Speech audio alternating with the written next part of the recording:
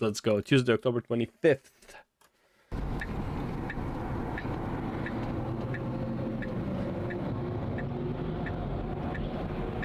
Alright, it is Tuesday. We are on our Handsome way man. for the first time. We're in the Dude, Preach is probably the most...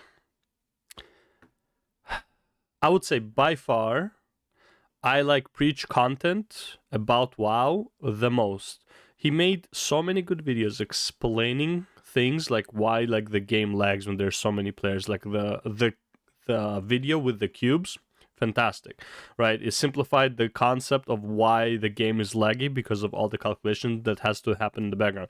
Now, was it like groundbreaking or not? But it's like no, it's like it just simplified for people. Obviously, it wasn't like anything new or whatever, but it's like, you know, it was a very good video.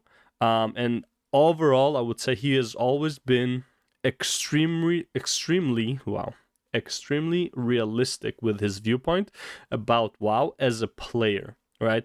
Now, he obviously can't speak for like the super casuals as much as he tried to make super casual like content where he's like, you know, no one knows who he is, trying to solo pug and all that stuff, and like trying to be like an average WoW player. Extremely hard for him because he's just that good. Like he even did like what do you call it?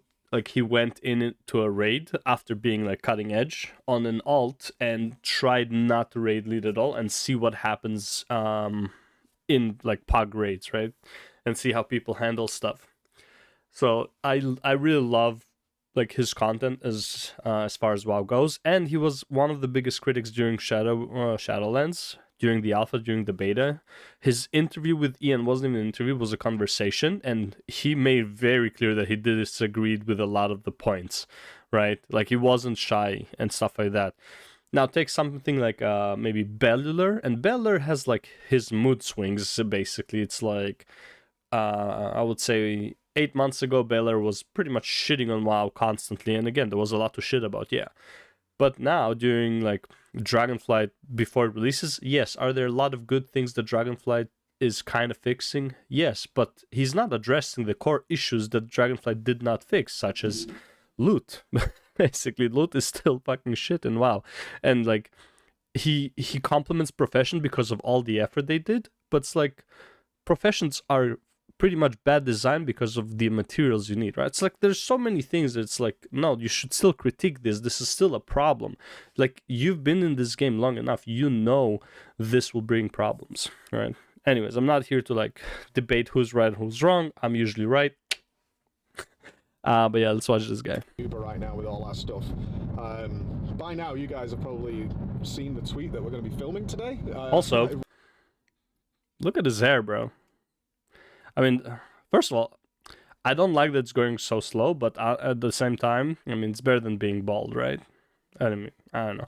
In my opinion, hair is hair, but it is what it is. He wants it. Good for him, and it's growing pretty nicely. I wrote a couple of days ago and was hoping Ian would be fine with it. A little nervous to see how they respond to us being there. This is really unprecedented for not just us, but them as well. They've never let anybody have the access we're going to have. We're hoping they're going to take us behind the scenes. We'll have to sign NDAs because obviously they'll be working on late Dragonflight stuff and maybe even the next expansion as well. So one of the things is we noticed maybe a little nerves getting closer with the people we're going to be interviewing. They're not trained to be in front of camera, and they might be a little worried about what some people might say with such long form discussions as we're having. But honestly, the conversations we've had in the last day or so, everyone seems really excited to do this and to show the change that's happened at Blizzard, which is our role right now. Is what has changed, what happened. We know what happened, all the allegations, What changed? Nothing. They did the exact same thing during Legion, and you still got BFA after. It's like they just hired a bunch of people. Now they're probably just a bit more strict about like the whole like sexual harassment stuff, which is fine. Like, I'm not against, like, obviously they should be, but it's like, what has changed, bro?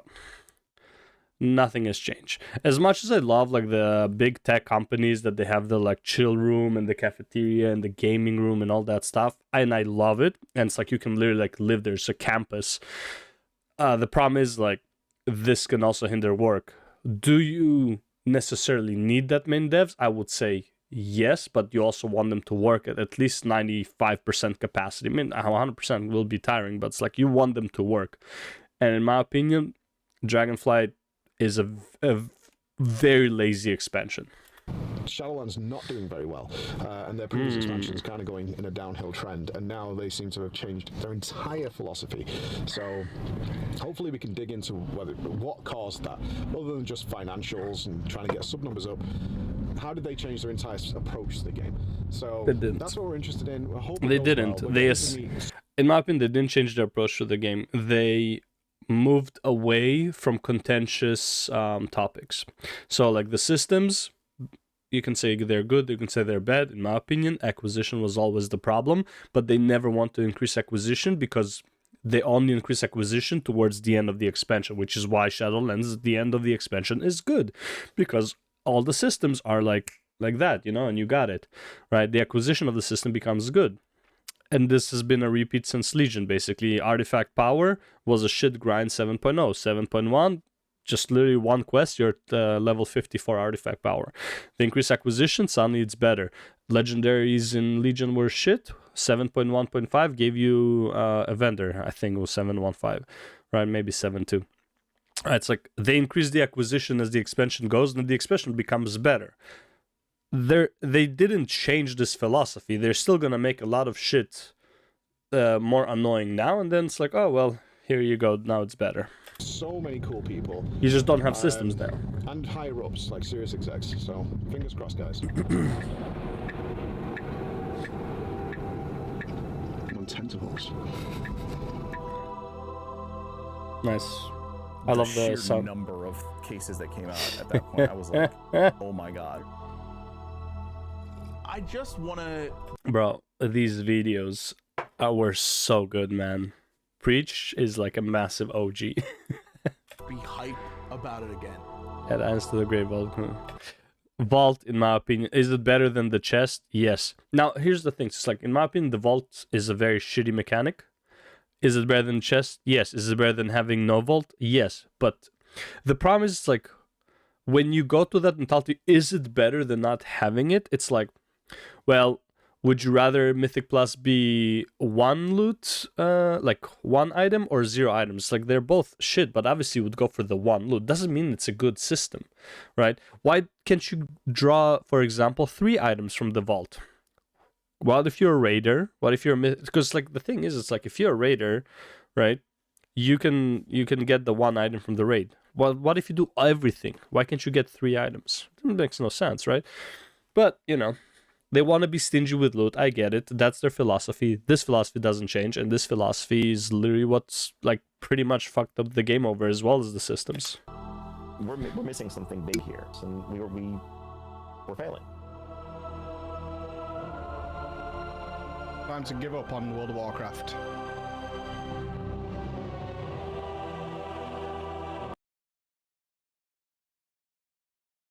Sorry. The video with the cube was the best one, in my opinion. Like, it was just so good. Well, I wouldn't say the best, but it was fantastic. And the other one, when you saw him, like, he was interviewing Ian, and he's like, I believe that was the meaningful choices. That or the Covenant energy, one or the other. Almost a year ago, after 10 years of making nearly daily World of Warcraft content, decided that I could no longer That's do crazy, it. man. My love of the game, my passion of the game, and my enjoyment of the game had been reduced to absolute zero. Yep. Dragonflight starts coming, and one of the messages I receive is they have changed practically everything that I disliked about the game. Nope. So, what changed? Blizzard suffered through heavy... Actually, no, I agree. In terms of what Preach likes and hates about the game, they have changed everything. Preach is not somebody who cares deeply about loot. Preach just wants to kill the bosses and call it, call it a day and whatever, maybe like refarm a bit, but it's like he does his cutting edge and he's kind of done, right? He wants the challenge. He doesn't care about loot. Issues during COVID-19, and then a spate of sexual allegations and lawsuits which entirely disrupted the upper management. That's a lot that's happened. Yeah. What's really changed? So we decided we would go and find out properly. If I was going to play this game again, enjoy this game, and make content for this game again, I need to know the real truth. So we sent a message to Blizzard. We're not looking for money. In fact, we have paid to be here. That's right. This is Yep. not a marketing scheme. This is nothing that Blizzard has organized. They haven't asked me to come here. We asked them. Now I talked to, I believe, his editor on Twitter, and or the cameraman, I'm not sure. And like a lot of people were saying this, like Rich is doing, like he's getting paid for this. This is like a marketing whatever. And I agree with the editor when he said it's like they literally spent thousands of dollars to do this, and that they are getting no monetary value. Now, I agree with him that they spent, like, this is out of their pocket. However, this will get them money and publicity, right? So it's like, this is not like a complete expenditure. That being said, though, if anyone were allowed, like, if anyone were to do what Preach is doing, I am so glad that it is Preach who is doing it. We said, we will pay for it. We will come there. All we ask for is a bit of your time and Yep. sitting down properly. Over the years, I've done several interviews with Blizzard employees from the top brass, but always under limitations. Being in front of a live Yeah. Twitch stream, being in front of prepared questions or general guidelines of the things we're going to talk about. Yeah. And I don't want any of that today. Though, I believe the interview with Ian was not. I thought I know. I'm pretty sure. I can't say I know. I'm pretty sure there were limitations to the topics, but it was pretty much a free conversation, right? Unlike all the other interviews where there's like a very specific set of rules. And Blizzard said yes. They said absolutely. We will give you a week on our campus. We will give you unprecedented, unfiltered access to our facilities and to what is going on. So as you can see, guys, I am here. I am standing on the Blizzard campus in front of the famous Orc statue, and I have been and met absolutely everybody. I wonder if Blizzard allows they have like a museum kind of thing where it's like you can just go and just like check out like Warcraft stuff and like whatever Blizzard stuff, right? There's like the offices where they, let's say the second floor is where they do all the programming, whatever, but like the bottom is like a Blizzard museum where like people can just buy tickets and go around and look at those stuff, and there's like not restricted areas for like the public. I think that would be pretty cool. Like this company's been through like a lot. Let's go on this journey and find out what the But I real mean, truth it's like is. it's Irvine, California. It's First like of who all, goes there? Let's sit down with two of the big guns. You probably haven't seen these outside of major announcements and don't know who they are, but they are very, very, very big deals. First, we're going to sit down with Holly Longdale. Holly joined in 2020 to take over the Classic team. She has so much MMO experience, it's ridiculous. She spent nearly 10 years alone on EverQuest 2 getting their Classic game up and running, and she's now That's cool. the vice president of all of World of Warcraft. Oh, And with her, shit. John Haidt. I thought she was just responsible for Classic. Like she's the president of Classic WoW, but I guess all of WoW now. Respect. John's been in the game since 1993. He's worked on video game franchises you guys probably love, like God of War, Command & Conquer Red Nice. Alert. He literally, and I mean this, wrote the book on how to create video games. He was a professor for years and joined the World of Warcraft team in 2011. He is now in charge of Warcraft, not just World of Warcraft, all of Warcraft. Is there any like okay, he's in charge of all of Warcraft, but it's not like Warcraft 1, 2, and 3 are going anywhere unless they dude. Someone once said it's like I don't remember who, but it's like make a Warcraft 4 and make a WoW expansion that happens after Warcraft 4. Right? So you're gonna have this massive time skip, which shouldn't affect players who don't play Warcraft 4 too much. But if you have the context of Warcraft 4 between the WoWs, that would be fucking fantastic. I couldn't miss the opportunity while I had these two here to find out how Classic came about and how it's probably influencing Dragonflight. I mean, Classic seems to have been a runaway success. Like the meme of it being, you think you want it, but you don't. Yeah. And now it's like, Oh, we won. We thought you didn't, but you did. yeah, you did. Yeah, I mean, yeah. how was I still don't agree. I think Classic is a flop. It's like once you finish Wrath, it's like people are just gonna start Classic all over again. I mean, the Season of Master servers are pretty much dead. Like, I mean, like, yeah, in my opinion, it's a one and done nostalgia. Yeah, you have players that never played it, sure, but it's like, unless they do something with Classic to make it like more fun, like a fun server, some balance changes, increase talents, whatever, and just make it like a specific Classic that's like not canon, like like a what if type of universe. I don't think Classic is gonna last long. Now, did they make money off of it?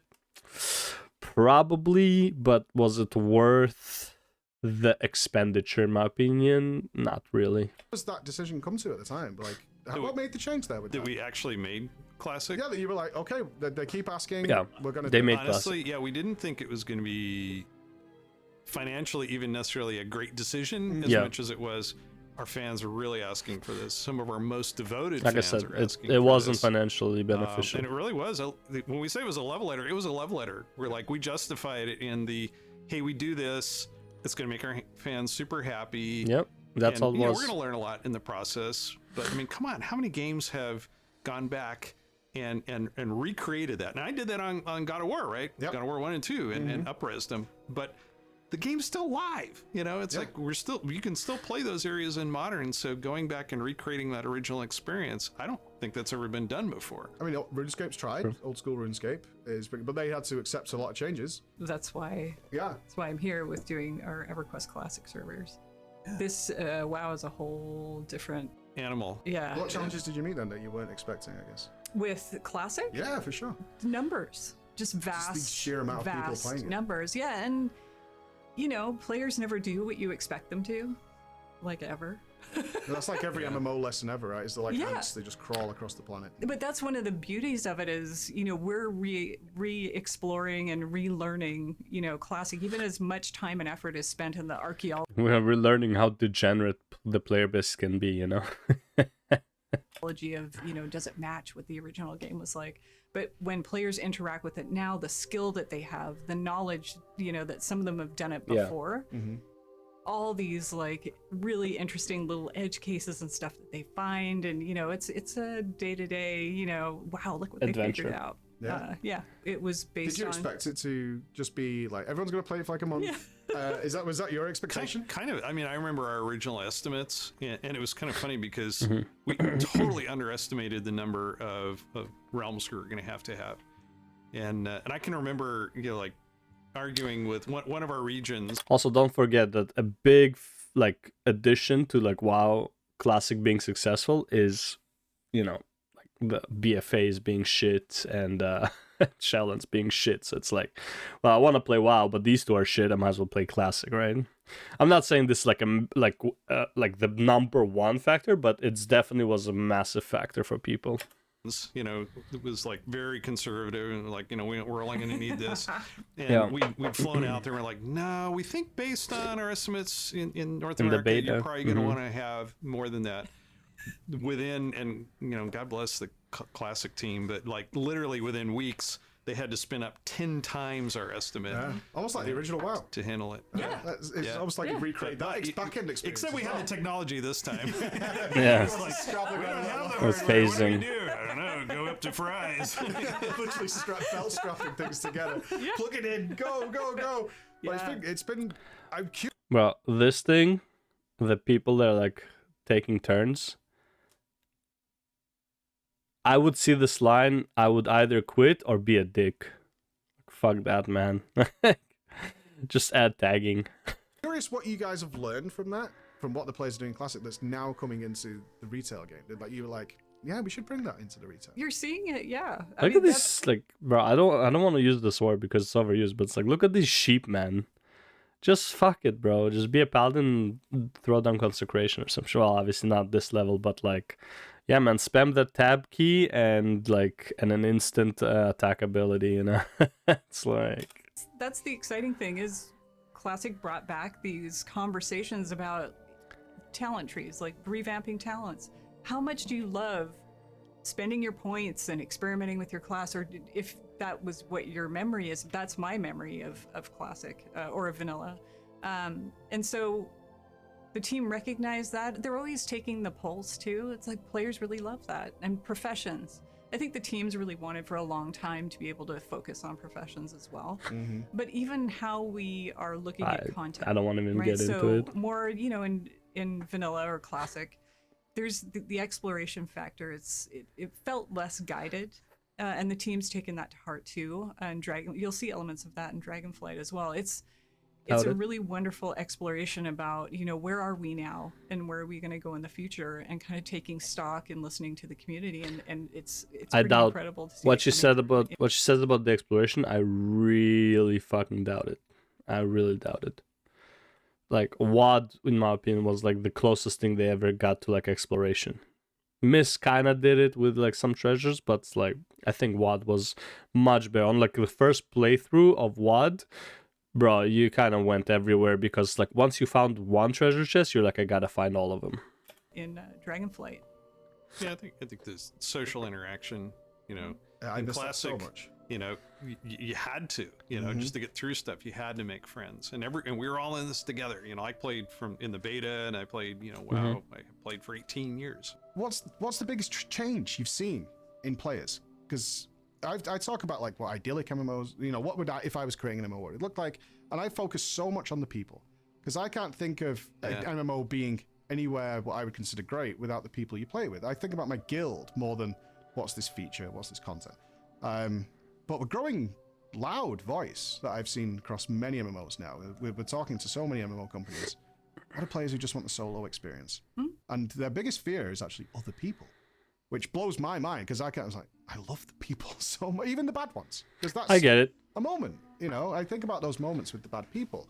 And what's the biggest change you've seen in gamers in general? I think you've actually identified one of the challenges that we face with World of Warcraft.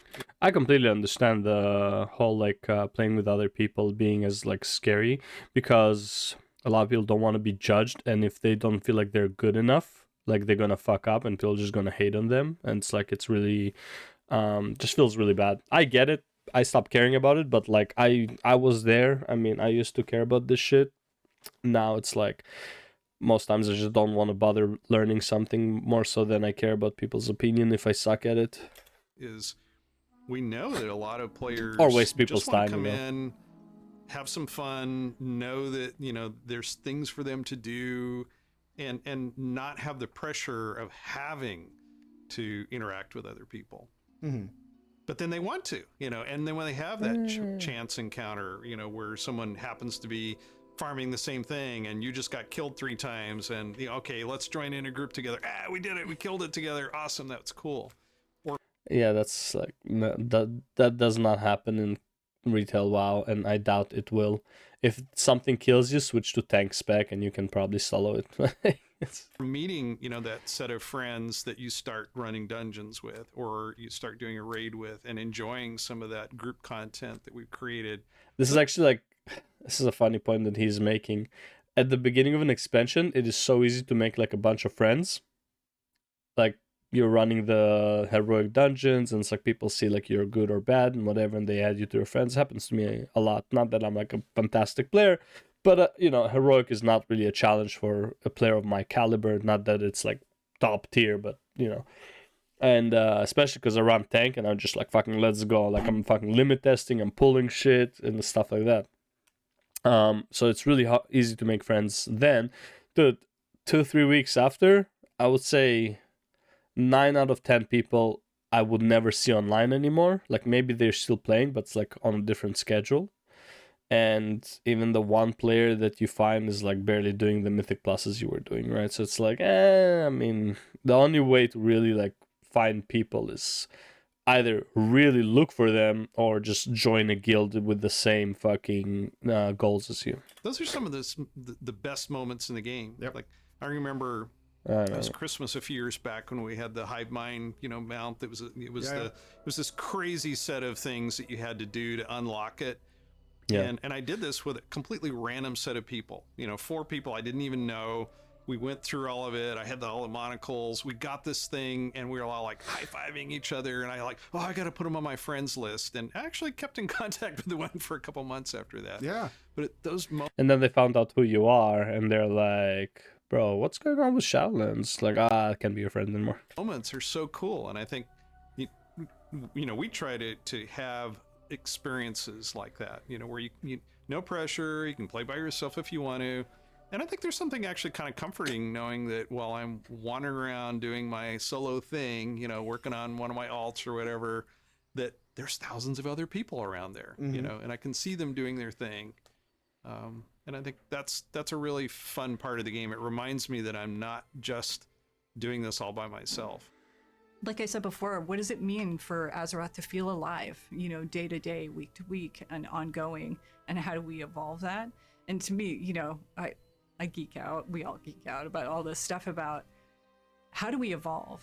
We are committed to WoW evolving and delivering more for players and being mindful of the community. So when you're talking about how gamers have changed, we have people like you, people that we are a living, breathing community, not just in Azeroth, but outside it as well. And really, you know, advancing our thinking about what does it mean for all of us as a community around World of Warcraft. So we're thinking really big, you know, and then also, you know, what's going to bring players along, you know, week to week, month to month, and make sure that, you know, we're serving our community who want to live there. This is why this Funny enough, man, the more they talked, because like, even though I made a video, I'm not playing Dragonflight. I still have this, like, because it's like, I don't know, maybe like a habit, like every 2 years, I just like stop working for 2 weeks and just play the game, stuff like that. So I still have that like need to play WoW. Obviously, it's been a part of my life for the longest time. But the more I hear them talk, the less I want to play.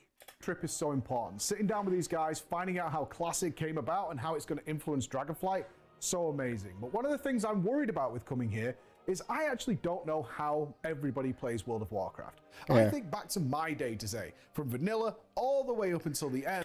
Kazan Tournament, yeah, all the tournaments. And the sheer amount of Sons of Holy mandatory Rep, content fuck that has my been life. added to the game over the years has just... I mean, Sons of Holy was not mandatory. It was highly recommended, but you could get the PvP enchant and you would kind of be okay as well. There's a rep, wasn't mandatory in my opinion. It was, you need, like, again, bonuses, but yeah. Helm enchant rep was pretty much grown exponentially, including several systems which are just infinite in time. Now, of course, mandatory... Mop, Jesus Christ. 80 raid boss kills, 3,000 valor points, 2 battleground wins, exalted black prince, solo snares. Yeah, that was like, this was like the chore. And then WoD is like nothing. If you break it down, everything is optional. But if you wanted a character wearing the current gear, the latest legendaries, whatever it might be, your commitment to the game has massively increased. Even doing content that perhaps you don't like. Oh, God. Simply because... Oh, God, bro. Okay, so the benthic pearls, in my opinion, was really not mentor. It was mostly felt catch up. It was mentor for like the first couple of weeks, and it's like obviously people were getting the trying to get the socket. Sure, I get it, but it's like benthic was like whatever, right? The horrific visions, the corruption, the essences, the heart of Azeroth, all of these, yes, but like benthic is like whatever. Also Warfront. Yeah, you need Warfront. Because you have to. Torghast would be a great example of that. Renown, Soulvines, Torghast, Conduits, Domination Sockets. This is where I tapped out. Domination Sockets, like, yeah, I'm out. Gear Sockets, Legendary Recipes, Korthia Dailies. The Legendary Recipes also tapped me out. Because, like, just even getting your profession that high was, like, fucking expensive. Or very time consuming. And then to sell the belts was, like... I was making leather belts and was, like, just not worth it. I made my money back and I tapped out. Korthia dailies, tapped out already. I didn't do any dailies. I think I did them for 2 days and I was like, yeah, fuck this. Legendary crafting mats, yep, garbage. And so, yeah, I mean, like nothing here. In my opinion, Torghast was fantastic for like 2 months. I really enjoyed Torghast for 2 months. I was doing it like way more than I should have. I probably burnt out on Torghast. Everything else, yeah. But the thing is, I actually don't know whether people like doing that. Nobody does except them. So let's sit down with Ian and try and find out how people spend their time in Azeroth. But I know how you guys spend your time, and that's by picking up a display. Display are proudly sponsoring this video so we could take all our equipment. The thing is, it's like their metrics show how people spend their time, but the problem is they don't show if they enjoy spending that time or not. So he can say, it's like, well, people are doing their conduit energies, people are doing their dailies, people are doing their weeklies, so the weeklies and dailies and all that stuff is good. Like, nah, it's not how it works because it's mandatory. Show me the stuff that is not mandatory that people are doing. That's what they like doing. Pack up our staff and fly across the world in order to speak to Blizzard on your behalf. If you like this and you want to see more of this, especially check out part 2 of this video where we're going to be looking at how World of Warcraft is made, then why not consider picking up a display? And using our link down below, you can get up to a massive 44% off your display order. And we have these amazing official... I really don't like that display doesn't have a Canadian office because I have to order them from the US and it's fucking like the delivery is like 20 plus bucks. So it's like 80 bucks for the display and then plus 20 bucks for delivery. So yeah, fuck off. World of Warcraft displays that you can pick up in time for Dragonflight as well. So if you're looking for some cool art that's very, very easy to put up, you can swap them around, you can have multiple of them. Why not consider display and help us out? And maybe we can go and visit some other people you'd like us to talk to as well. Now let's talk to Ian.